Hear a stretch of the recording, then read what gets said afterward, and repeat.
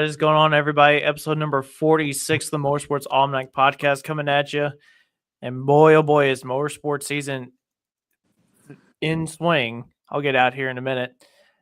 We've got a lot of events coming up both this weekend, and we've also got two awesome guests lined up for you guys tonight. We've been teasing it all week long. Obviously, Mr. Travis Schlabach will be joining us first, driver of the Bone Twister Diesel Superstock, and then we're going to have our first ever live vehicle reveal on the Motorsports Almanac show with Mr. Andy Skinner and his brand new Bad Company truck. But as always, joined by Wyatt and Zach. What's going on, fellas? Oh, same thing, different day. Yeah, same thing, different day. Same there. Stuff's gonna be starting to ramp up real quick. Mm-hmm. Yeah, man. I mean, just think about just off the top of my head going on this weekend. I know we've got Polish Championship going on. We've got Battle of Bluegrass. It's rescheduled. Williamstown, Kentucky hook. We'll talk a little bit more about that after we get finished with our guest for the night. And then we also have a benefit tractor pull going on in Russellville, Kentucky for Mr. Chapman. That's the rescheduled one from April 5th or something like that. It was the first weekend in April before we got the flood. And so, you know, it's here. And then I don't even want to look ahead to next week because next week's PRA at Norwalk. And man, season's here already. It's crazy. Indy 500's coming. The farming's getting done. It's time to roll. Yeah, it is. Saw some new people added into the Farley lineup for Pro Stocks tonight, too. We'll talk about that towards the end. But first, let's go ahead and bring in the driver of the Bone Twister, Travis Schlabach. Mr. Travis, how are you? Excellent. Good deal. Just another day in Iowa, I guess, for you. I've been in my office all day, so I've had enough paperwork. So I got out here for a little bit and then head back. So not too bad. Awesome. So just kind of talk to us what's been going on since the farm show and everything. National Farm Machinery Show has came and gone, and kind of been doing some work from what you were telling us before the show started and everything, getting ready to go for the season. Yeah, we've been trying some stuff and not doing nothing too major on, work. I mean, last year we were on the struggle bus, just trying to build some longevity in the motor. And I know that sounds crazy, but if we can make that fuse 4 inches longer or 4 poles longer or something like that, we're good. We had a good year last year. I was bummed there, our finishes didn't show it a little bit, but the main part of the block and the crank never came out of the tractor, so we rolled some bearings in, we put some pistons in, and we never broke nothing though. So that was a success. I don't know if it was because we were Denny was over anal on wear and tear. And we're beating up some pistons, and we're pushing everything to the extreme. There's just no doubt about it. We all are. The whole system's pushing it, and it's our own fault, but that's really what we went into Louisville this year to try to build some more longevity. Not necessarily didn't go to Louisville with no great big new setup or anything like that. We're changing something on a belt-driven pump drive system that we're changing. And like I told you guys, I have no idea if that'll work, but it's my idea, and I'm going to ride it clear to the crash. So if it don't work, it don't work. I'll be the only one to put my eyes up there and say, yep, that didn't work. But I still got high hopes. We've never been on the dyno with that tractor at all, none of the motors. Even though Denny's got a dyno sitting in the shop, but I've never. A dyno is an awesome tool if you've got a lot of parts that you want to try. I want to compare this turbo to that turbo, or I want to compare this injection pump or camshaft or all of that stuff. But I'll give Hypermax their due. People ask me in a joking way. I always say, I buy dyno parts so I don't have to dyno my motor. Jeff does a good job. Jeff and all the guys out at Hyper do a good job of putting me parts together and whatever. And we were actually, I think if we would have maybe got that gearbox deal, pump drive system a little quicker, we might have. But I'm not throwing nobody under the bus on that. ProFab Larry worked with him. I've been on him for like 2-3 years to build this hair dream of an idea. And finally at Key West last year, I took a hand box, a case of beer box, it open and made a CAD blueprint drawing with an ink pen there for him. So he knew where he should start, whatever. I think if this thing ever works, I think my wife will frame that because I think she saved that beer box drawing that I gave him to start with this whole pattern. And so I don't know if it'll work. It might be a year, middle of the year. I might throw that thing out, hang it from the back door of the trailer or something, drag it down the highway. But we're going to try some things and see if we can get some longevity out of it. And, we'll run for the points championship just like we always do and see where we shake out. Yep. So kind of tell us like what the thought process is to go into this new idea that you've had. So we're out of water. We're out of water injection water. I think if you watch, all of us are. Kent Payne, Kent's out of water. Me and Kent talk a lot. Ross is, they're out of water. Everybody's fighting water. It's crazy the amount of water that we're trying to run. I mean, we're trying to get, I've heard numbers of 8-9 gallon in them. We're trying to run 5 or 6 gallon, try to get that in there, just keep shoving more water in the motor to keep it cool. And we couldn't get enough pumps to do it. So my pump drive will have 2 water injection pumps, and we'll see if that works. I'll give the Ross camp their due. Jody's got his pretty well dialed in to where he feels he's got enough water with the one pump, and kudos to them. That thing runs good, and Jody's a lot of fun. I worked last year with a couple different pumps from Hyper, different changes, modifications, just never got nothing that I felt really worked. And I said, Jeff, why can't we just divide this into 2 systems? Why can't we put one system on the ports and one system on the pipes? They don't talk to each other. They don't know each other. They don't interact each other. Finally, Jeff's 4th conversation later, he's like, I don't know why that won't work. I said, well, I'm trying it. It's essentially the same thing we've done with turbo oil for years. Yeah. I mean, it's just water instead of oil. So I don't know why it wouldn't work. Right. If I can get, I'm just picking a number, if we can get 4 gallon a minute out of our old standard pump that I started with 10 years ago, why can't I put 2 of them together and get 8 gallon a minute, and go? And it's going to take some tuning. It really is. And I just chose, I still believe there's a lot of difference between a dyno on an engine on the dyno compared to an engine out there on the track. Agreed. And, so that's why I chose, I'm not just going to put the motor on there. We could put it on Denny's dyno and run it and try to tune it in, but you're tuning for a 3-4 second run unless you got the big coconuts and you're going to lay into that thing for 10 or 12 seconds. So everybody that I've seen or heard on the dynos, they said, 3-4 seconds is nerve rattling enough. So, but so we're going to try it and see. I don't know. You might see. I hope I don't have any big explosions like that one on my back wall back there, but we'll see how that all comes out. We've never had our Light Pro motor on the dyno, any of them ever. Yeah. So, and don't get me wrong. I mean, Denny's he's got them things. There's people rolling in and dynoing down there nonstop, especially with Farley coming up, especially Fuller's Championship coming up, and through the winter. I mean, but a lot of that is dyno servicing for parts too. I mean, we're going to try this turbo, we're going to try that turbo, and me and Denny used to share the same shop. I have now went right across the driveway and built myself a new shop, which was started to be for storage only. I just wanted a place to park my equipment inside, and it has slowly grown into toolboxes and my own tools and overhead hoists and everything. So my tractor now gets worked on in my shop, which is perfectly fine. Denny comes over, does whatever he needs to do. And he actually, he builds a motor, he'll haul it across there and build it over at his shop, and then we'll haul it back across there and put it in the tractor. But I give him a hard time about it, but that's all right. That's what he likes to do, and he does an awesome job for me. So, but people will say, you enjoy running back when I was in the same shop, we always had a big cement block. I'd always just hide behind the block, and sit over there on a Saturday afternoon. He's screaming motors on the dyno, and I'm like, God, that's annoying. But so I don't. People ask, what's going on in the dyno? What's making power? I don't have a clue.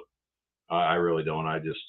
I'll walk over at the end of the day and have an ice cold beer with the boys and see how they're doing or whatever, and stuff like that. But the pulling world is changing at a very rapid pace. So Yep. it's getting more. I say it's getting worse, but that's a bad selection of words on my part. It's just growing really, really fast. And, I don't know sometimes I don't, now that I'm on the rules side of it, I don't know that the rules can keep up with the turbos, but, and the whole aspect of the sport, it's just going so fast. So, but good, bad, we can't sit still. Yeah, exactly. How long before you think the tire war kind of makes its way into the super stock world? That's $1 million question. Literally. Kudos to the Rosses that made the Mitosses work. I got my set of tires I'll start season 14 with them. Mm-hmm. My word. Are they 10 plies? No, they're Firestone HPs. When I started 14 years ago, just as a regional tractor, we went out, we won, and I remember people calling. I won't mention names, but very good friend of mine called and said, "Trav, you'll never win a championship with 10 plies or without 10 plies. So just we'll buy." Mm-hmm. I'm like, "You got anything for sale?" He's like, "There's a set on the internet, whatever, for $20,000, whatever that number was." I said, "Well, I'll just never win the championship thing because I'm not spending $20,000 for a used set of tires." And a couple of years later, 4 or 5, whatever it was, I won the championship. I elbowed him and said, "I got her." Yeah, I remember. So, I was just curious if you had 10 plies or not, because I know that was the deal back in the day. I've never had them, and I never knew.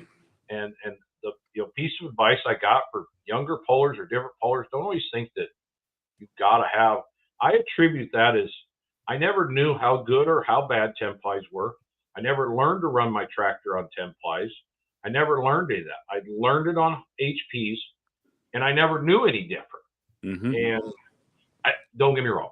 People will tell me I got a really good set of HPs. I really did. And got them from the late J.R. Freeze, staying in Louisville, Kentucky, and he took them up Mark Korth to get them cut. I think them had been in his shed for 10 years in the rafters. And he was standing, and Mark called him and said, "What do you want me to do with these tires?" He said, "Well, cut them for my light super." He goes, I can't cut enough rubber off these things to put them on there. Nope. Them need to go on a heavy diesel, and they're a heavy super. And he looked at me and said, "You got tires?" "No." I said, "No." He goes, "You do now," because Korth had a set of tires for him. So that's kind of J.R. Freeze. He got me into a good set of tires there, and they're still running. And I've got some other ones. We've got some stuff in the works, but what I see with the Mitosses is you got to turn them hard. Yep. Yeah. You got to spin them hard. My motor program isn't set for that. And so in order for us to spin them, in my world, this is my own opinion, I'll give Ross's their due. They've figured out how to do it. But if I got to drop gears and bring RPMs up, my motor program won't stay together. Mm-hmm. So I'm giving Adam Bauer a hard time trying to figure out what he's bringing out. That'll be, they have the unveiling of the tractors and all of that. All I care about is what tires he's got on the back. So yeah. But me and Adam we give each other a hard time all the time anyway. So boy, that's gonna be fun to watch happen this summer, ain't it? Yep, it is. When's it supposed to be ready, Travis? I've heard a million conversations, and I don't have no hard facts. I keep telling him I hope it's not Hutch, because if he could at least wait till Toma, then I don't have to battle him for a points championship in his first year. So, I'm really being a little one-sided there, but I think it's a realistic request, isn't it? Yeah, you've done it long enough. Yeah, sure. I mean, that day, Adam Bauer, he can drive anything. And it's not going to take him long to figure out a diesel super. He's got really good coaches over there. And yeah, so that's going to be fun. I think it'll be out this year early. I really do. I don't know that we'll see it in Hutch, but I kind of got an idea just from the way he elbows me every once in a while that it'll be in Hutch. So I don't know that for certainty. That's and I'm sure that all depends on their farming and work schedule and all of that too. So, but I know you never know with Adam. No, you don't. Oh, no, you're not going to be able to read him. So But it'll be No. fun. I'm glad to have that addition to our class. I think Kent Payne built a new one out there in Indiana with the Holland boys. I think. Yep. Yeah, it's making its debut this weekend too. Yeah, so that's awesome. Drew Olden, I think about Henry Evermans. I don't know. I talked to Drew a few times. He's really fighting the weather out there. So he didn't know for sure when they would be out, whatever. So, and we got a few other guys coming in. So I'm excited for the season. I really am. I'm hoping that we can get a good number of shows, good number of tractors at the classes, and we get an average 10 to 12 of us. I'll be happy. You know, I think looking at the Grand National list, we're kind of you looked at everything looked kind of optimistic with having 18 on the list right there. Seemed to be pretty good news.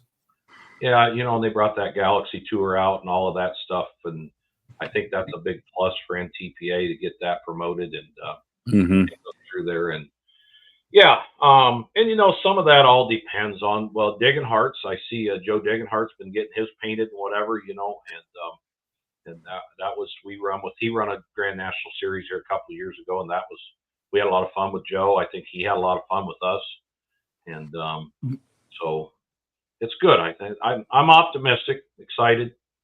The Holland boys will be fun to have. They're good friends of mine. We had a lot of fun with them, Light Pro, and they'll be fun to have on the circuit. Yep. And they're got a good piece, you know, I don't care, but they got a good piece of equipment, and you know, they're going to have some learning curves, just like we always do. We all do.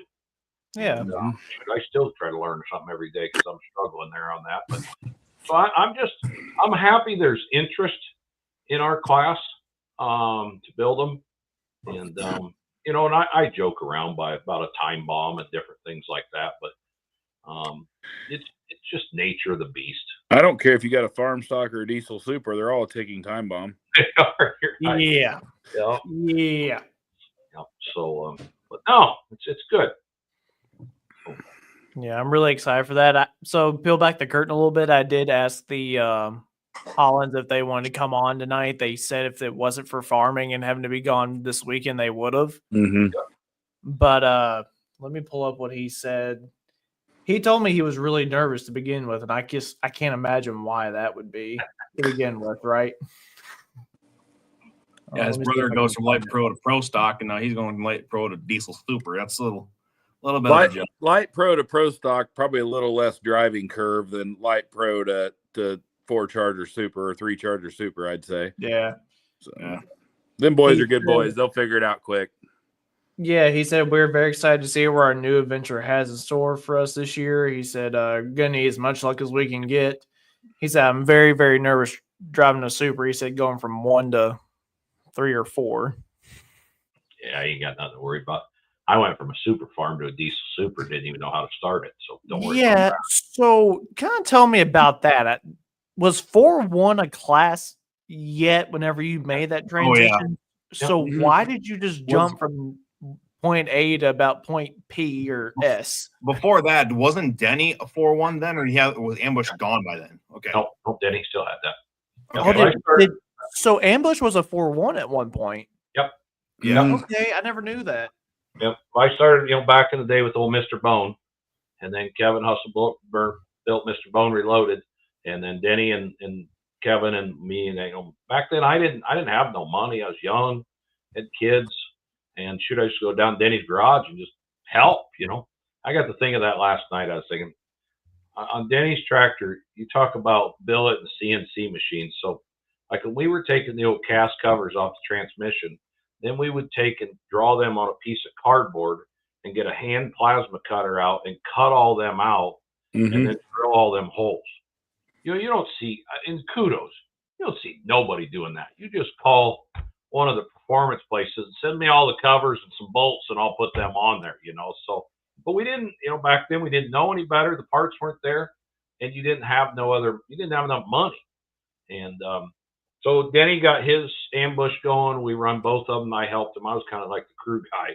I was wore out at the end of the night keeping 2 of them. We used to have old Paul Vandenord used to have a tractor called Never Enough.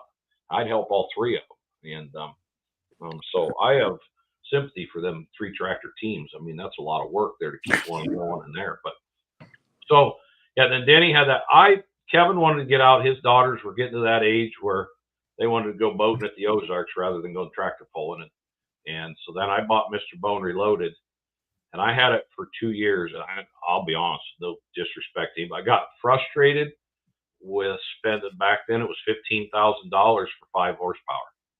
And every time you turned around, well, you need a different turbo, you need a different injection pump, you know. And they weren't, I mean, they weren't huge money, but I was just frustrated. And I don't know, sitting there, Barry Moore one day says, build a diesel super, you'll have fun. Oh, I suppose I will. And, so David Henderson. Best advice you've ever had, right? Yeah, I remind Barry of that every once in a while too. But when was the fun on this? As I blew it up or something like that, I'm laying underneath oil, dripping off my head. But so that's how I just made the jump. I ain't afraid to tell it, guys. I had no idea what a component chassis was. I had no idea how 3 turbos worked. J.R. Freeze was a lot of help for me. David Henderson had just ordered the Stray Horse. And so when we went to Cloverdale, no, we went to Gordyville one year. We stopped at Hypermax. Ooh. And I ordered a motor. And I stopped, met Jeff, said, I'm doing this. You know, I'd already ordered the chassis from Tim. Said, start putting the motor together and, you know, get me all the pieces. And he's like, what do you want? You know, whatever. And I said, well, I don't know nothing about it. Tell me, I mean, I need everything. And so we went through there and he said, well, how much cubic inch? And I said, I don't know. What do you think? Well, 504. And I'm like, wasn't the rule 540? Yeah. Well, we'll go there. There's no sense starting down there. Okay. And you know, about back then, 4 Chargers was winning. Mm-hmm. Winning everything. And I said, well, how many Chargers? And Jeff said, well, I'll sell you a 3 Charger setup. Okay, but why don't we put 4? He said, well, no, I can blow your motor up with 3. You don't need 4. And I didn't know no better, so we put 3 on. And you know, they used to have a diesel dragster. And finally one day I was out there, stopped by to check on some parts, whatever. The diesel dragster was sitting there, and they were busy.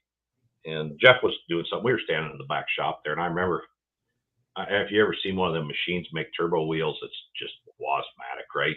And you can watch that computer screen, and I mean, them numbers are just going through there like, I mean, it's running through the codes faster than you can see them come on the screen. Right. So I'm standing there and I'm watching that, whatever. I see this guy walk over to Jeff, and Jeff comes over. He kind of laughs. He goes, that kid was worried about you stealing our technology. He said, I didn't think you could remember numbers that quick, can you? No, I was just watching it. So, but I studied the dragster, and then I finally figured out how all the piping and the component and how all the turbo plumbing and all of that worked. That the dragster was my savior there. And old Glenn Freeze back in the day, he was my helper. He's like, oh, we need to do this. We need to do this. But that's kind of how I got into it. Now we went to a pull over, got it all together probably 14, 15 years ago now. And, went to a pull, Leaf River, Illinois. Would that be right, Wyatt? Leaf River, Illinois. Yeah, I think you're right. Yeah, used to be a hauled bad that tractor over there to do an exhibition hook.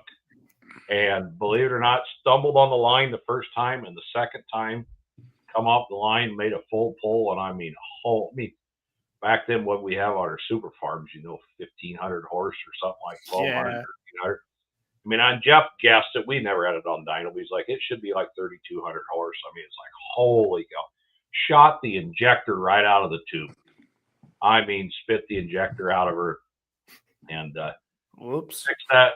No big deal. We'd made a pass, accomplished everything we wanted to do, and just pulling the tractor up on the ramps, and dang bolts come out of the steering arm, and we didn't have no more steering. So we had to maneuver her into the trailer and got that all fixed up. But that was kind of my first run out in it.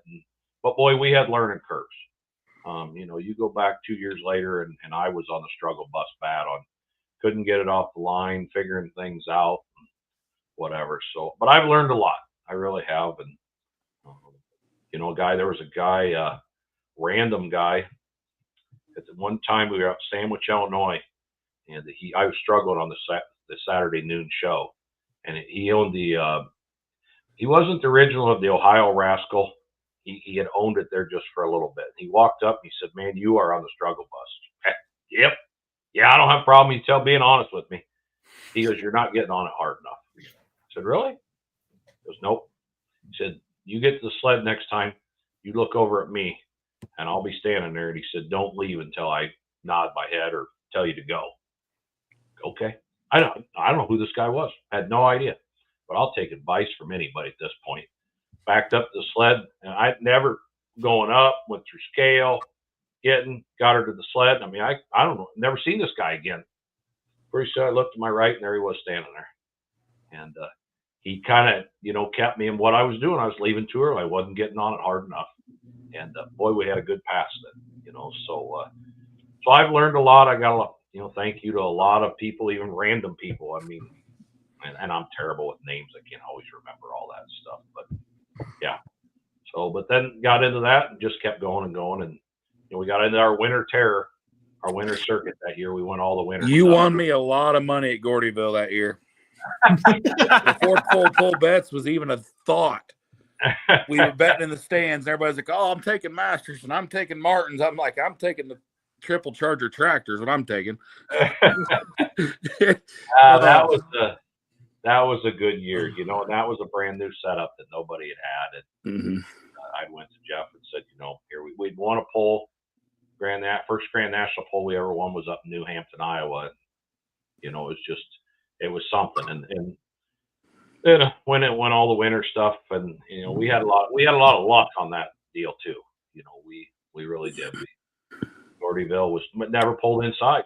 I think that was the end of Tucker ever letting Diesel Super run with the Pro Stocks again. I can tell you that. It was too, and I told Tucker that night. I said, "Don't let them Pro Stocks be whining, crying about too much," because I only weighed 8,500, and I think I could have weighed 9,500 or 10,000. You could have weighed 95, yeah. Yeah. I said I didn't. I wanted to use that as a proving ground, so there's no sense of weighing 95.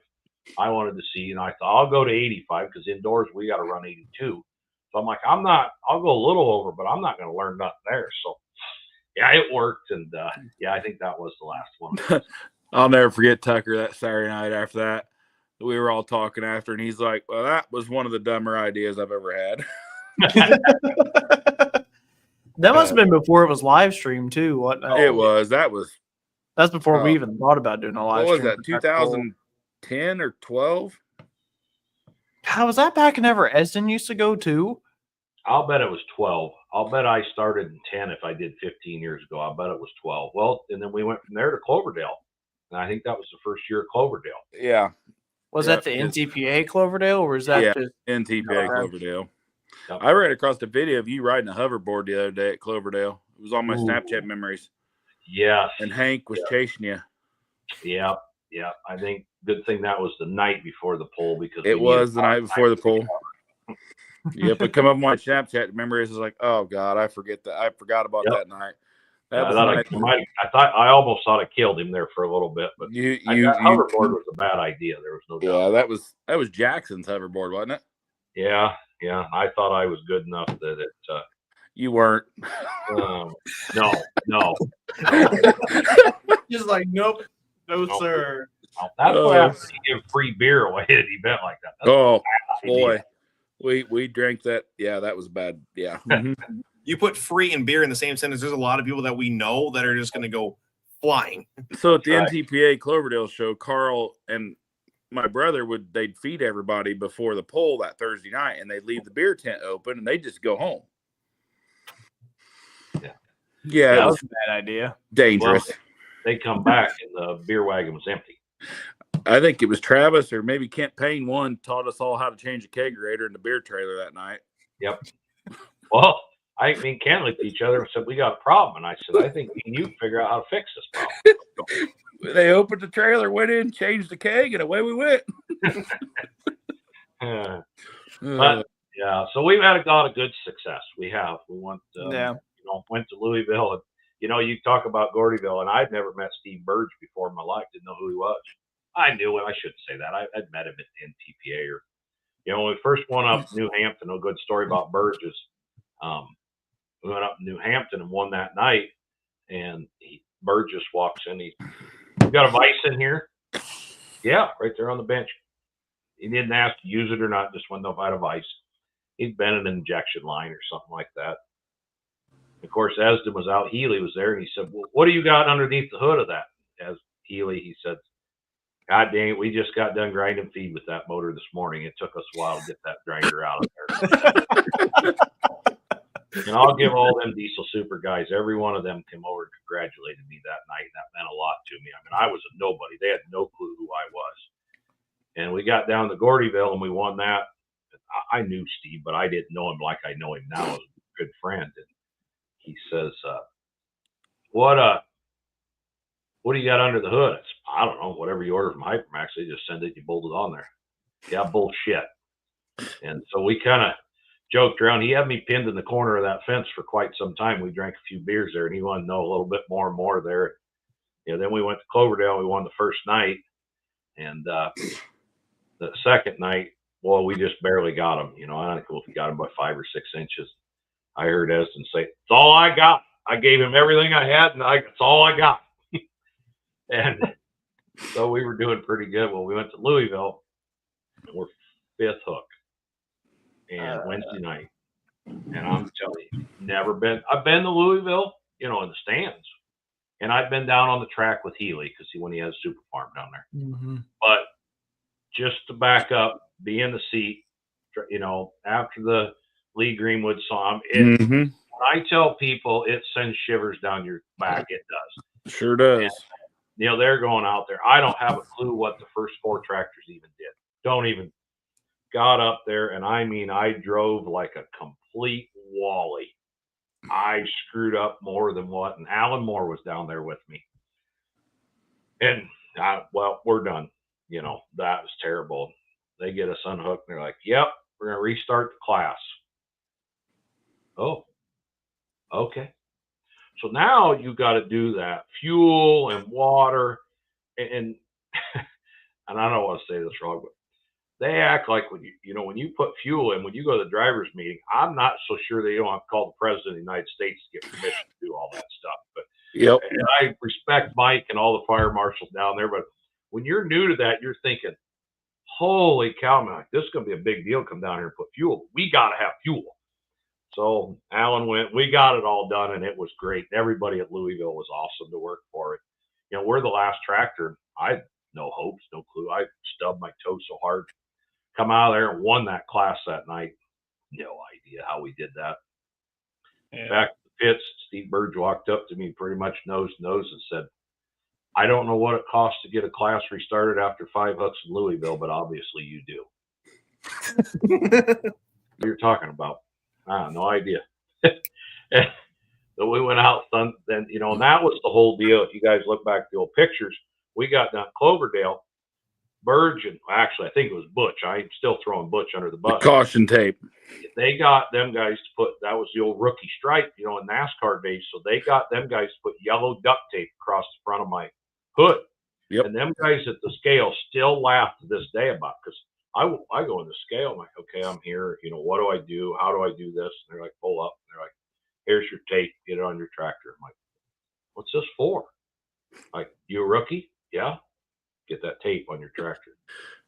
Where do you put it? Right across the grill, the hood. Okay. Well, I didn't know that. I just put it across the hood. I got to look around. I'm like, I'm surely not the only rookie in this whole place, am I? No. So Friday night when I won, I said at the announcement, I said to, I think Dave Bennett or whoever was down there, I said, do you suppose I can get rid of my rookie tape now? And they said, yep. And I went over and ripped her right off of there. But we've had a lot of great times. I've met a lot of great people, but it's been good. Yeah. I think some of the best advice I ever got after my little accident was from you and Burge both. We kind of sat there at Chapel Hill, kind of went through the tape and everything, and I've carried that advice with me ever since. Mm-hmm. Yeah. So, yeah, but it's interesting. But the sport has definitely took me a long ways in a lot of different directions that I've never figured that I would. I've met a lot of great people, and now with what it's all about. Yeah, Friendships. I'm on the NTPA board now, and that whole's thrown another whole wrinkle into my world there this year. But that's been good. It's been good. It's a whole other side of the world that it brings another light to pullers. I know they grumble about the NTPA board and different boards. It doesn't matter if it's NTPA or whatever, but there is a whole different sign of light there that you try to reason with and make sure we don't purposely make rules just to piss people off. We do usually have a mission behind it. So, yeah, that's awesome. But well, thank you for joining us tonight, sir. We will see you pretty soon here. Season's going to get started soon. Yep. Hey, I'm going to throw one other thing out. Have you guys got the new NTPA app? Yes. I do. Mm-hmm. Okay, throw that out there. Get that out there. Have you used it at all? Tried it? Yeah, I went in there and looked at the events and stuff. I downloaded it and I got on it one time and I ain't been back on it since. I need to. Right.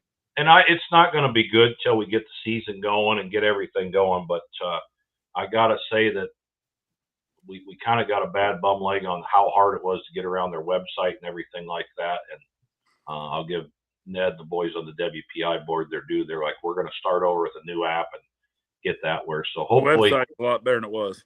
Yep. And now I don't feel with the app, I don't think you'll use the website. That's one thing they're trying to tell people is just use the app, because especially if you want to know your general stuff. Not to say don't go to the website, go there for rules, text, different things like that. But for that random fan that's out there and just wants to grab a quick information. And so I'm excited. I'm not going to say it's going to be perfect right out of the beginning, but Ned and them guys did an awesome job. And I just wanted to get that out there to get that NTPA app there. My favorite part about that whole app is whenever you click on a poll, it actually gives you the option to click to take you to the address of where that poll is. Yep. That is fantastic. And it was amazing. They did do some interviews with pollers and whatever. It's like, what do you want to know? And that was one. And then you can click on that. It goes right to Google Maps or whatever map you got or whatever. And then, they're like, we just want to know poll, who's coming. They got to the fans and said, fans, what do you know? Well, what do they want to know? Lineups and finishes. And how to get in a poll with a rig. Yeah. Yeah. I still on the struggle bus on that, but we're getting better to go back to the same place. But we're going to work on Napoleon, Ohio. I'll bet it took 10 minutes to get out of that gate. And so yeah, we're gonna try to promote that to maybe leave one parking space clear right there. I mean, I literally went to look in that guy's pickup to see if there was a chance he left the keys in it, gas tank, door, nothing. But it was quite a deal there. So, but we all got our goods and all got our bads. So, Definitely. All right. Thanks, Travis. We certainly appreciate it. Thank you, guys. Maybe at Chapel Hill, if everything goes well, we'll have a little sit down this summer with all of us together. Yep. Give me a holler. So you said you're in this weekend somewhere? What's that? You said you're in this weekend, hopefully somewhere. Is it Waverly having a test and tune? I don't remember if it's Waverly, but there's a couple different places. Like Miles is another one next week, and there's been quite a few. I think Waverly's got it. Waverly moved their fairgrounds. Right. Yeah, it's on the east side of town now. So the way I took it is they got a new track and stuff out there, so they're doing a test and tune out there, 11 o'clock on Saturday. So as long as I got parts Friday, we're going to try to start tractor Friday night, load it up, and just run up there, make a quick couple, 2-3 hooks, and that's it. Just half trackers, and see how this thing's going to shine out there and see where we're at. So we're hoping to be so heavy on water that we'll beat the water truck out the back end of it. That's what we're hoping. Yeah, for sure. Well, definitely keep us updated on how that goes. I'll be curious to know how that goes. I'm sure my wife will have something on the social media. So yeah, but good luck to everybody. It's going down to the Polar Championship. So yeah, right. Thanks, Travis. All right, thanks, Travis. Thank you, sir. Wow, that was a lot of fun. Mm-hmm. I love boots. Yeah, man, I feel like we could pick his brain for a long time. Mm-hmm. Well, just going off the days that tractor was just silver before it was ever painted. That thing, even around here, when him and Frankie and those guys used to go at it. That Gordyville year was hilarious. He won that winter circuit. I remember it was unbelievable. That was crazy. Mm-hmm. Yeah. Well, boys, we are not done yet. We have got our first ever live vehicle reveal, and I'm going to bring in Mr. Andy Skinner. What's going on, Andy? Oh, not much. Hanging out here at work at the fire station. Yep. I know we were playing with fire whenever we were doing that interview with Travis because I knew there was the possibility of you getting called out at any moment, but seems like we got a smidge lucky. I mean, like probably 30 seconds before you put me on here, a tone went off for another district. So it was quite noisy for a little bit, but it worked out so far. So knock on wood, I can stay on here.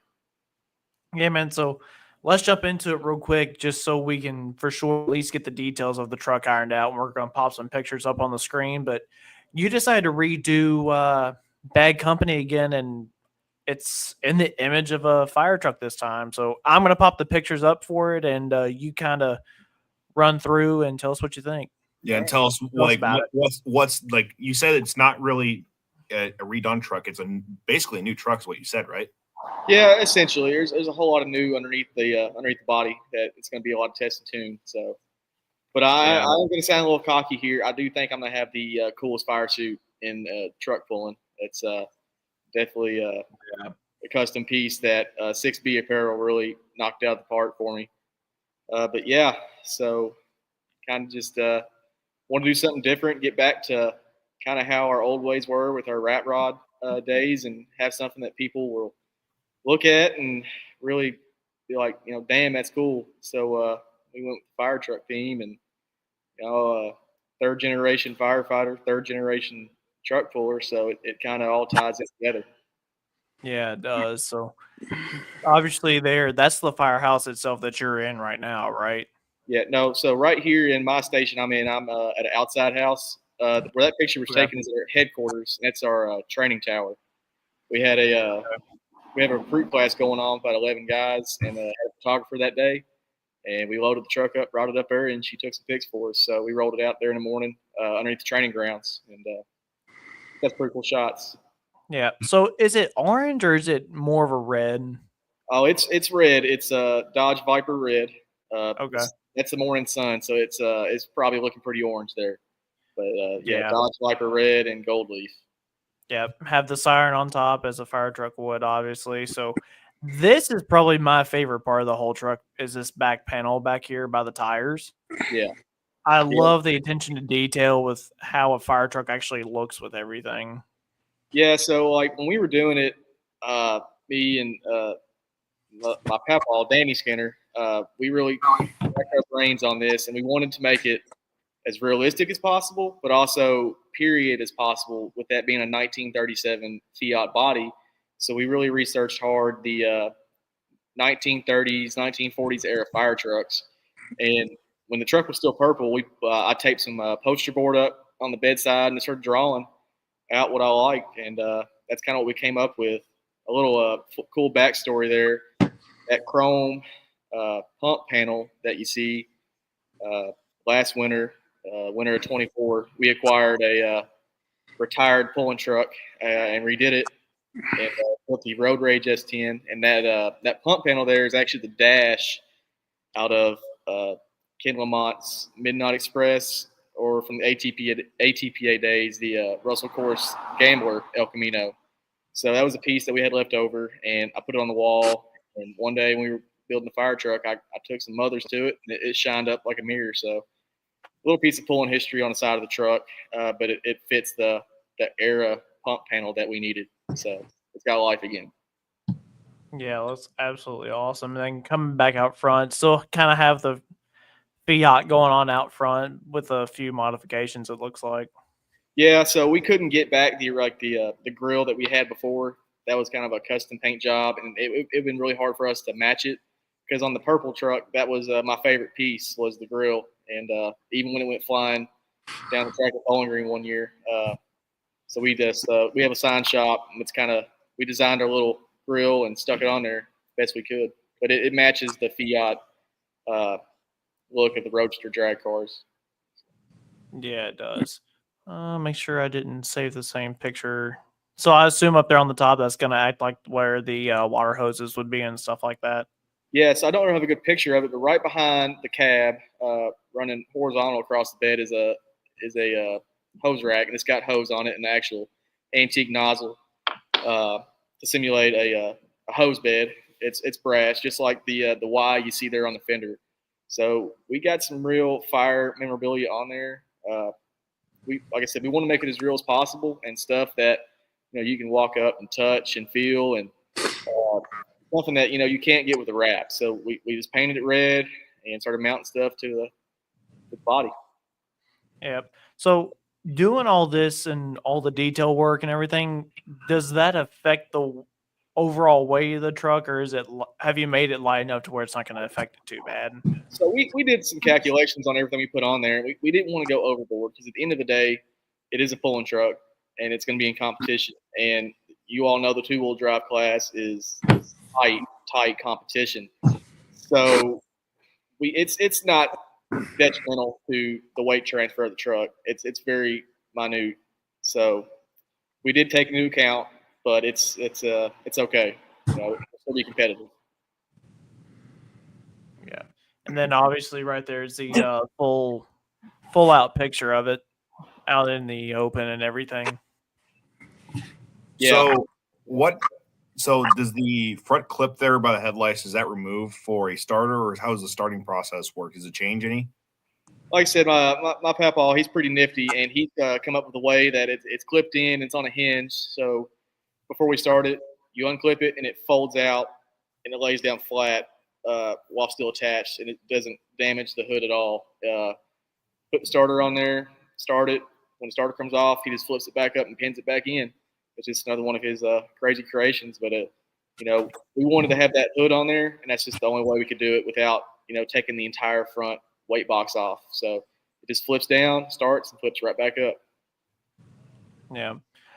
Y'all, a lot of thought went into that design, obviously. So I guess that adds the other question, where are we going to see you first? Where are you going to be running at? Kind of a feel for the season. So right now, our primary consideration is Dad's T-Bucket, the Roadkill T-Bucket. We're going to Farley for the 50,000 in the wind pool. So we're really trying to focus hard on getting that one down the track and getting some good data. And the initial plan was to take just the Roadkill truck to Crossville, Tennessee this coming weekend. We looked at the weather forecast, and it's about a 4.5, 5-hour drive for us. And about 20 minutes up the road from our shop is Williamstown, Kentucky. So we contacted Battle of the Bluegrass, and we'll be running the fire truck and the Roadkill T-Bucket and maybe a few more 2-wheel drives and a little exhibition class at the Battle of the Bluegrass pool in Williamstown this weekend. So that's like, you heard it here first. There'll be blown 2-wheel drives in Williamstown Saturday night. Yeah. And I'll actually be there for that. So that kind of works out for us with doing the reveal and everything too. We'll be able to get the video of it up and all that kind of stuff for you guys too. So, wow, that's going to be a lot of fun. Williamstown's going to shape up to be a lot of fun. We're going to talk about that here in a little bit. But you said you guys are going to run Region 2, didn't you, before we kind of got on the show and everything? That's the initial plan. We want to go somewhere different. And our plan now is to try and make every Region 2 hook and compete for a Region 2 championship. Things change over time, so it might not happen later in the season. Some stuff might come up. We might not be able to make every pull, but right now the game plan is Region 2 South. Region 2 South. They split it up, so we'll be on the south side of Region 2. Yeah, that ought to work out pretty good for you, staying a little closer to home anyway, not entirely closer though. Yeah, we can be up there and back, before the next morning. So it's relatively close to home. Mostly one-night hooks. There's a few 2-hook weekends, but for the most part, it seemed like it's a lot of one-nighters, so up and back. Yeah, man. So who all did the body work on the truck as far as the paint and all that stuff goes? So for years, we've done everything ourselves. We had a guy, his name was Diamond Dave, and he painted every one of our pulling trucks we ever had back to, the 90s, and the bag company first started. He passed away a few years ago, and without him, we were kind of lost. We're our family's welder fabricators by trade, and not exactly body guys.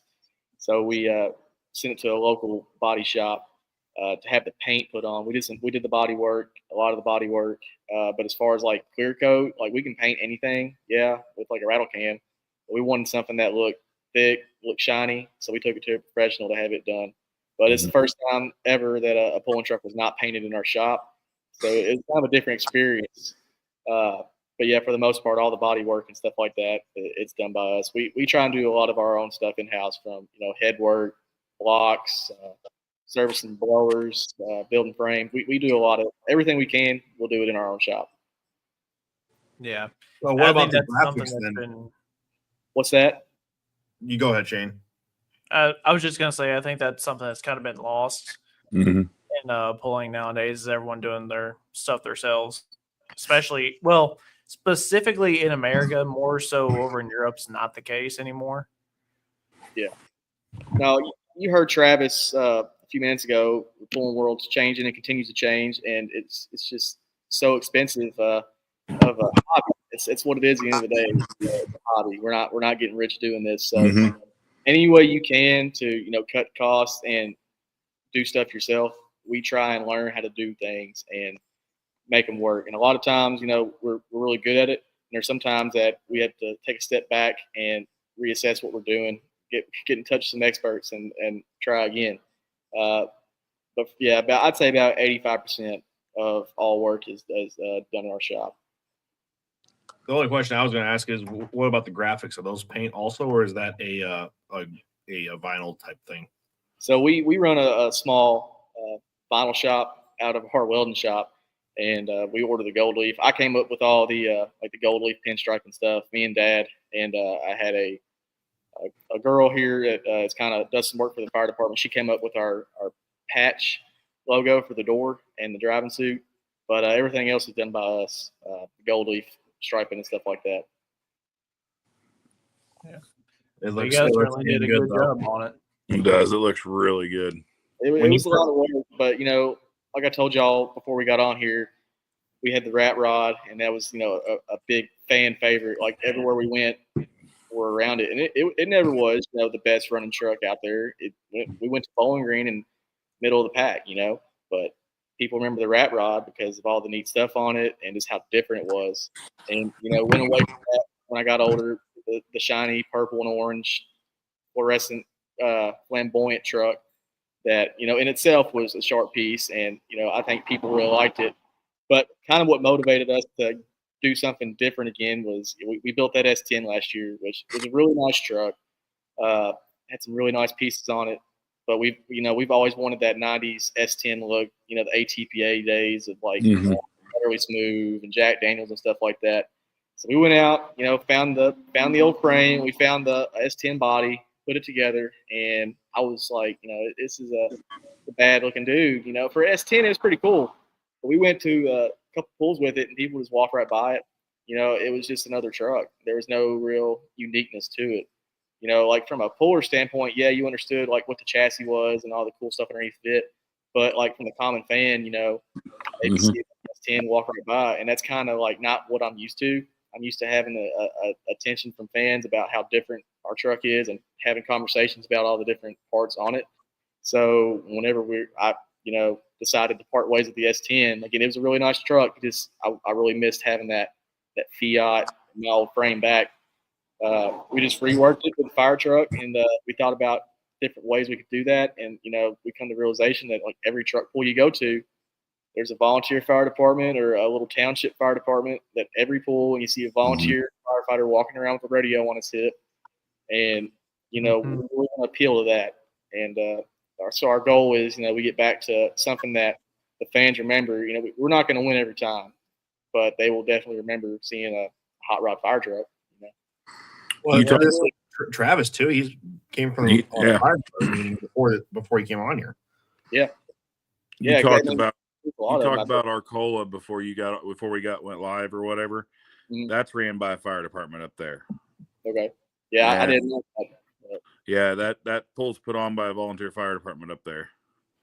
I'm hoping that it gets enough attention to we'll start maybe next year whenever we really figure out this new combination of everything on the truck, that we have to go a day early, and we set up at a fire department fish fry or FDIC or a fire school, anything. We really want to get back to like being like a I don't know, a show. You know what I mean? It's a show, and we want to be, you know, there for the fans and meet everybody.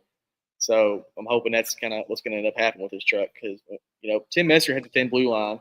That was a really cool truck, and people went crazy over it, you know, because it was, you know, thin blue line, back to blue, that time period going on. Mm-hmm. So we're hoping to kind of have the same or better than what Dr. Messer had with the thin blue line truck. Yeah. I'd say that's going to happen. Fellow two-wheel drive puller, Andrew Sprague said, loving the detail. And then a good friend of the podcast, Mr. Jeff Stith said, what a slick truck, man. You guys have done absolutely phenomenal. And I'll say pictures don't really do it justice. You get out and you see it in person. You'll see it this weekend. It's really different seeing it in person. So I'm hoping that we'll get to these pools, Region 2 pools. And you guys have been to NCPA pools. Like Region 2 especially, like it's always a jam-packed show. Mm-hmm. Always so I'm hoping that, you know, we gain a little popularity and people remember the fire truck. They definitely will whenever I tighten the chain and turn a rotating light on. So I made sure that worked. That's going to be important. That's going to be great, dude. Well, we look forward to it. Don't want to keep you too long just in case you do get called out. But once again, man, from us here, thank you for letting us do the reveal for this thing. You actually reached out to us. That meant a lot to us to let us reveal this thing. It's kind of one of our favorite things to do is reveal these new vehicles, seeing them before everybody else in the public does. So I'm looking forward to seeing it this weekend too. So thank you for that. Hey, well, this all stemmed from a free beer in Brandenburg. I never would have met Wyatt. So, yeah, I appreciate what you guys are doing, and I hope this show takes off and you guys are just, you know, celebrities in the pulling world and motorsports world. We really appreciate that, man. Thank you for your service too, by the way. Yeah, absolutely. Thank you for that. Appreciate it. My guys are right here polishing boots, getting busy, you know. Yeah, they're just hanging out with me. So, yep. All right, man. Well, I will see you this weekend. Yes, sir. Thanks for having me on. Yeah, absolutely. See you, buddy. Thanks, Andy. Good luck, man. Appreciate it. Well, that was a fun little first ever live reveal we've ever done. Hopefully, we get to do more. I mean, yeah, man. I mean, everybody I was listening to this before talking about breaking the internet, and Charles had said this too. It's becoming a little bit of a phase. Yeah. Breaking the internet and new reveals what everybody's always wanting. There's always, if something new is not coming out, the sport is always wondering what's that.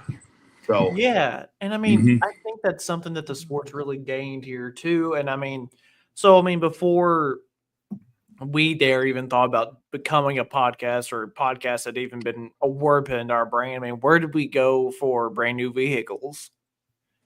Went to Miles Beyond 300 a lot. Yep. Yeah. And Miles still does his, and just we're able to reveal some of these. I know we don't get to reveal every single one, but it's really cool, and I think the general pulling fan base enjoys the heck out of it. Mm-hmm. I really think there's something to it. It seemed to be a good popularity standpoint. I mean, we've done, we did Holtz. Was one of them. Yeah, now that one to date, based off numbers, that one's had the longest reach out of all of them. Yeah, Holtz was one of them. Wheeler's Light Limited Super was another. Yeah, we did Wheeler's Light Limited Super. We were supposed to do Uncle Sam, but that one kind of got nailed in the coffin for us. We got two more coming yet. Another two-wheel drive team has asked us to do some. So this is not the only two-wheel drive one we'll be doing. This next one will be along the lines of cancer awareness. Both it's gonna be really cool. So and the guys that do it own a body shop and they'll do it themselves. And if it's looking anything like the last one, it's gonna be really cool. And it has a little bit of historic background because one of the trucks is the old Jackpot of Jack Humeyer. So, any type of reveal, new stuff always coming out has always been something cool to do. And if we can help in any way, like Andy's there, like he said, pictures don't do it justice, but the pictures are still damn good. Mm-hmm. Yeah, they are. I don't know. I had a train of thought going in my mind.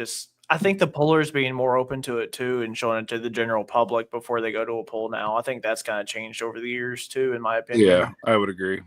Well, I think that comes with their. It's easier to show it to the general public now than it was 5 years ago. Yeah, I agree with that. Mm-hmm. But they're also open-minded to it now. I mean, now you'll still get there's still a couple of them that are kind of like, oh, I'd just rather wait and everybody get to see it at one time, which is totally fine. It's your vehicle. Like, it's yours to reveal, dude. But we enjoy doing them when we can, that's for sure. Mm-hmm. Yeah. And like this one and the next one will be, there's a lot more special meaning to them. So, and like, I like that, Dylan. Maybe. Yeah, it's going to be a lot of fun.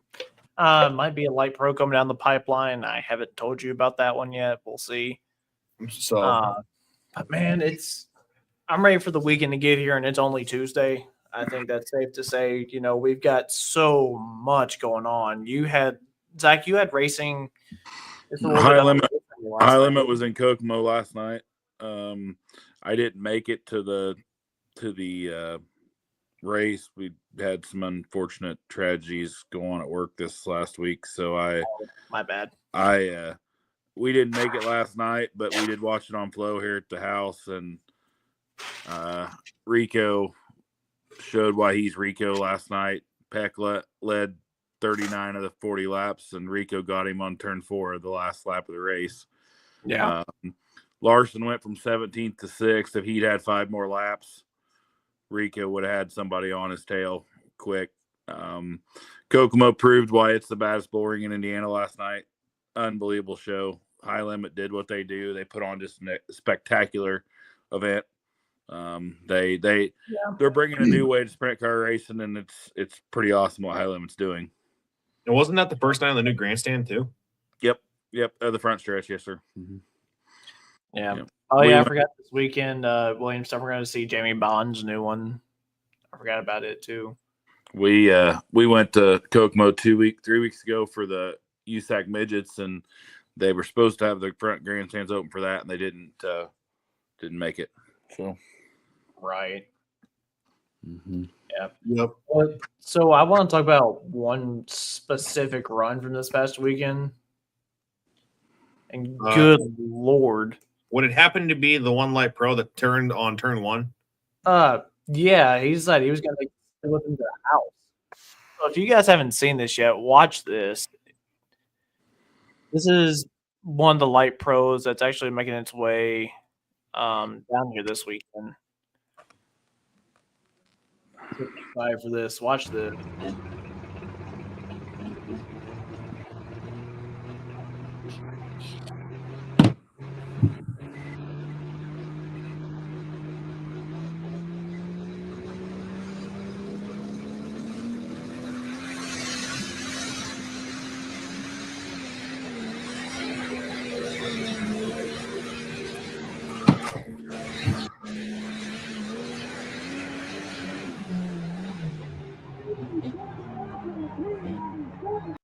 Like he was literally taking her on turn 1.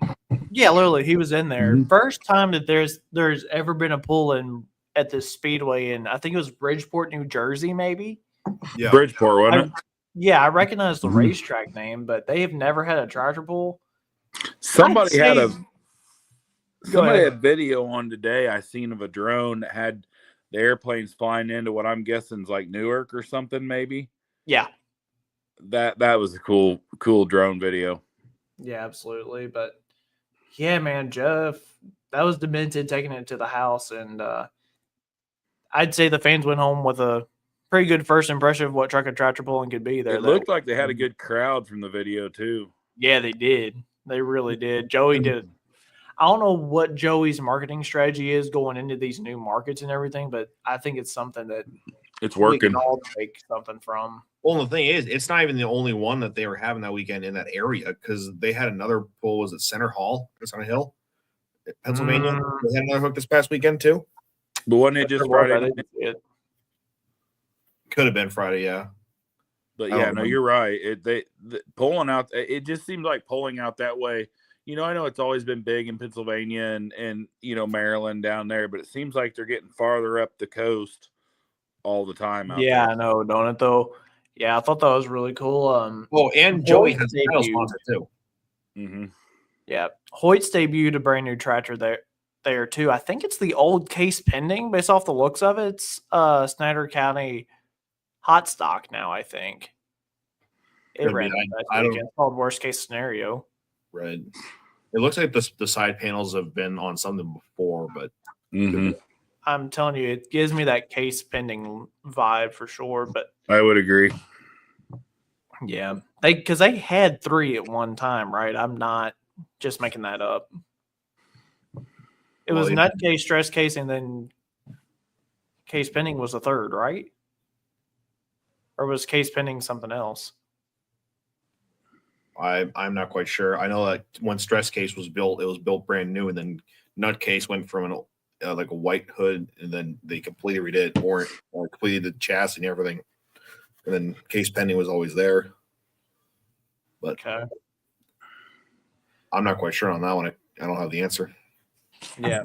So let's dive into real quick before we get out of here. What's going on event wise this weekend? I know I've got Williamstown. I'm going to. The light pros, for the most part, minus a couple of them, they are still coming. That we had on tap for Williamstown. So Corey Frank's still coming, Kevin Banyan, La Follette, Armstrong, Schaefer, Campbell. I haven't heard back from Durbin yet. Mike Palmer, I think Roger Early's coming. Jeff, obviously, he may bring Meredith's Agitator with him. And then there's 3 blue ones. I haven't heard what they're going to do yet. If you guys are watching, would love to have you guys down here. It's 1,000 to win. Light pros only. No super farms are going to be mixed in with this one. This is a kind of a one-off for Bella Bluegrass to open up their season in a way. But maybe if they get enough participation, it'll stay that way eventually. Yep. So that's going to be a great show. I know I've got a memorial pull for Mr. Chapman with they're in Logan County, Russellville, Kentucky, Ag Expo, their brand new outdoor facility. It's going on this weekend, and then there's one more Pullers Championship going on this weekend as well. But other than that, I think that's all the big one. events. That's obviously the big one for polling this weekend because of the amount of classes they got and numbers wise. But Williamstown is obviously gonna be a big one too. Oh yeah, Williamstown's gonna be a lot of fun because here's the thing that's gonna happen. And this is how I look at Williamstown. Everybody can gripe amongst themselves like, "Oh, I'm the best here. I'm the best there." All right, we're gonna bring all you guys down here. The only one that might have a little bit of an advantage might be Palmer. He's probably been there before, if I had to guess, and La Follette. Mike has pulled at Williamstown before. So we're gonna take all these guys, put them in a new spot to most of them, and see who can figure out their setup the best. And track's gonna be good. They're kind of doing the track like they do at not Cloverdale, Midwest Winter Nationals, with their holding the dirt together. So it should be a really good track. Dylan Bedbell just said King City, California is going on this weekend too. Yeah, there's 2 in California this weekend. That one in Chowchilla, which is 2 different associations. But yeah, I know around here, I know tonight Marshalltown's got Flow Racing Night in America late models. Mm-hmm. First time they actually haven't had a late model race there since 2023. Oh wow! So they come back there, and then there's nothing really around here. There's some testing tunes. There's miles. There's and some others happening, but before that, Badger State will start around here. You went to Richland Center, didn't you? Yeah. So kind of backtracking. So Travis was talking about the testing tune at Earlville, which is also the semi-show and drag race. That's where he was supposed to go if he had the parts and couldn't get there. That's where we tested first, and we had some issues within the clutch package, and then tore the tractor completely apart and put it back together with some new stuff, and went to Richland Center and went right down Broadway like it should. So Richland Center was the Hub City drag race show. They had the truck show on Friday and Saturday. Friday was tractor pull alone. Saturday was drag racing. So sweet. What's going on the drag racing side this week? I think PDRA is off this weekend. Going Chicago, Illinois. Is it this weekend? Yes, it is. Joliet Route 66 Nationals. Yeah, that'll be a lot of fun to watch as always. A whole ton of, based upon the entry list, there's a whole ton of independent top fuel cars there, and then a bunch of funny cars. It's shocking, really, for a Midwest race because there really isn't many Midwest cars besides TJ Zizzo, Chris King, and a couple others. But yeah, Chicago's a big one this weekend for drag racing, at least. Other than that, PDRA's been off. Qualifying for the Indy 500 this weekend. Mm-hmm. We'll be there. I'm going down Sunday. So, what's their policy on like taking pictures and stuff like that? There, I wonder. I think you can take pictures all you want. I think the video ones where they get kind of crappy. We're going to be in the garage area and stuff, so I'll snap some pictures. Oh, that would be sweet. I need to give you access to be able to post from there, just so you ain't got to text them to me. Mm-hmm. One of the guys on one of those independent crews is watching the show tonight. Well, that's really neat. Hi, Ryan. He did say something about case pending reinstated is going to auction. Yeah, I was looking at that actually. Jeff was, I believe. Sorry, I was wrong. Case pending reinstated is going to auction. I didn't even know there was a reinstated. Is that what they named it to, or is it a completely separate tractor? No, that's a completely separate tractor, I think. Ryan, now I'm confused. I've never asked Corey and the boys that question before. Yeah, no. So all that's going on. Just kind of want to talk about some other things going on too. The LaGrange, Indiana hook, I think, unfortunately, did get canceled, didn't it, Zach? Yep. But you guys are going to stick Idaville. IPL will, Idaville will stay May 31st as season opener for us. It was discussed moving it back, but it was decided that with the advertising that already been done and some other issues that we were going to leave it on May 31st. Yeah. Which for us that don't have stuff back yet sucks, but we'll make it work. So yeah, I'm not gonna lie about that. I'm kind of glad you kept it on that day because I can come and announce that show still. Because if you would have moved it back, you were gonna be in trouble. I was gonna be kind of mad. Shane's gonna come hang out with us for the weekend. So yeah, that'll be a lot of fun. I can't wait. I've never been to IPL show. I always said I was gonna get to one. So Idaville's a how do I put this in the best way I can? A special place that if you're feeling down about your family, go to Idaville to watch Tractor Bowl. So that'll be awesome. So I was watching. Have you guys ever seen Actions Detrimental with Denny Hamlin from Dirty Mo Media? Nope. I've seen some TikToks of it. So or was it on his or was it on Junior's? Well, there was another thing from Denny's I saw too. Kyle Busch came on the show with him this week. Yeah, because they said his Hamlin the new Busch. Yeah. He had 2 deals worked out to run the Indy 500. That never came to fruition. Yeah. How wild is that? I'll tell you, Kyle Larson's going to win the 500 very soon. Yeah, the 600 don't hurt him. He's the 500 first. But they've already said if it gets into a situation like it did last year, he will leave Indy to go run the 600 from the start. Kurt Busch, the year he did it, he got very, very, very, very lucky with how it worked out. But yeah, I thought that was kind of wild. They had a thing last night at Kokomo. A couple of buddies of mine were actually up there, and they interviewed Larson before, not on Flow or anything, like the local announcer or whatever interviewed him. Yeah. And he said that he told who was ready to drive the NASCAR for him if he couldn't get there. Because being that he's locked in the chase already, he's going to race the IndyCar. Wasn't he already locked into the playoffs to begin with last year? But he told in the thing he was going to drive the NASCAR for him if he couldn't be there. Hendrick told him he was staying in Indy. Oh, wow. So Hendricks made that call since he won on Sunday then. Yeah, which makes sense. Hendrick owns the Indianapolis Motor Speedway now, so. Oh, does he really? Mm-hmm. Oh, wow. Man can say what he wants. He can, he has some clout to do what he wants. Well, whenever we were out there last fall and all those guys from his car dealerships were there for training, Mm-hmm. I was just down there hanging out in the restaurant and stuff like that, and they said Terry Bradshaw walked in as their special guest speaker. Yeah. But no, I was watching Junior's Dirty Mo, and he said, "All right, y'all listen up. This is some serious talk here now." They have taken that.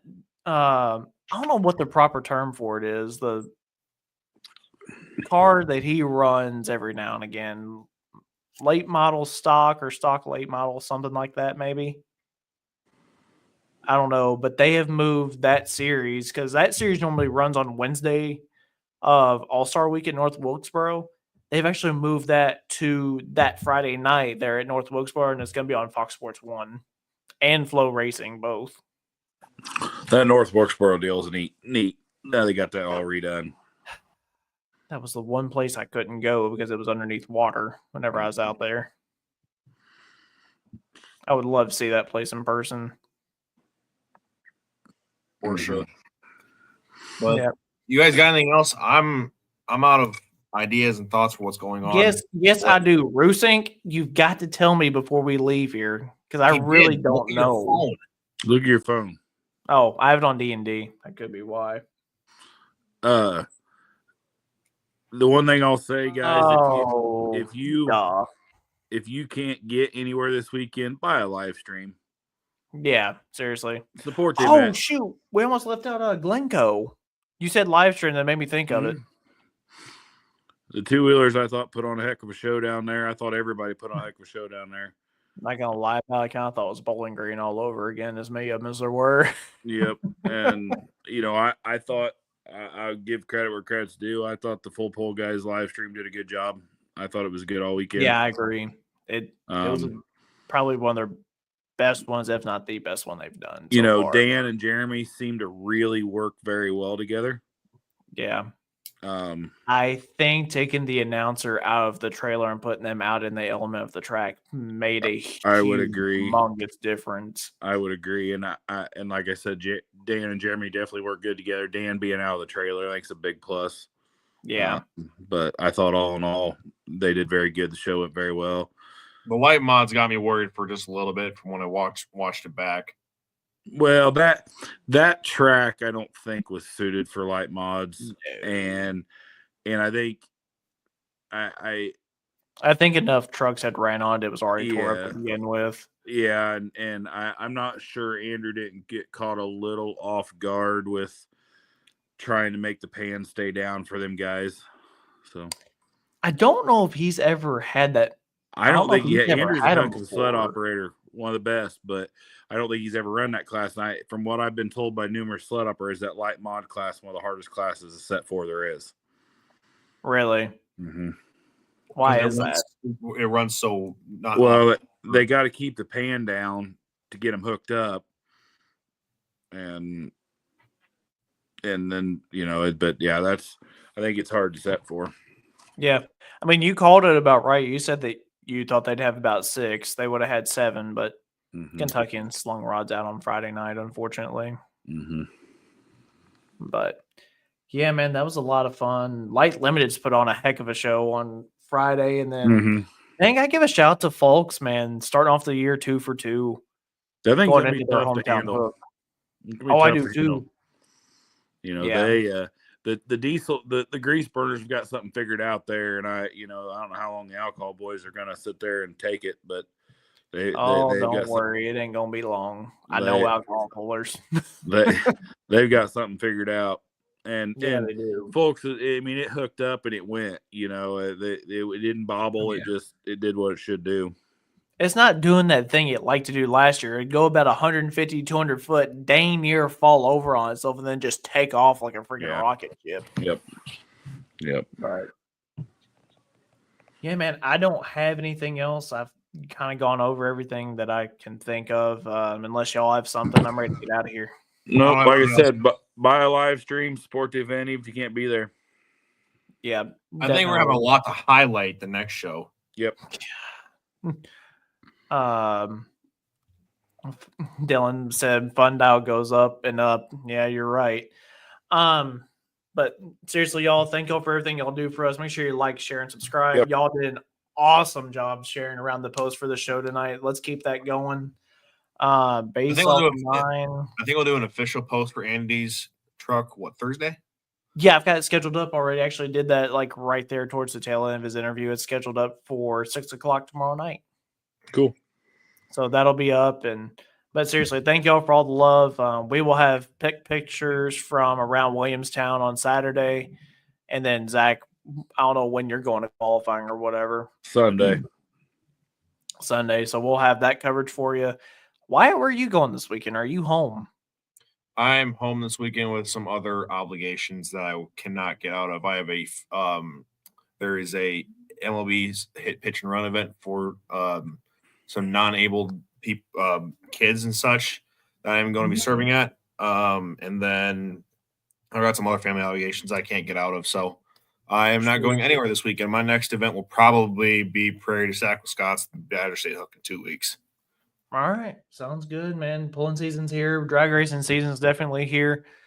I can already tell you I'm going to probably try to get somebody from PDRA in some shape or form on for next week since we're going to Norwalk if we can, but we'll just see how everything goes. But thank y'all for tuning in, and we will see y'all later. See you guys. See you.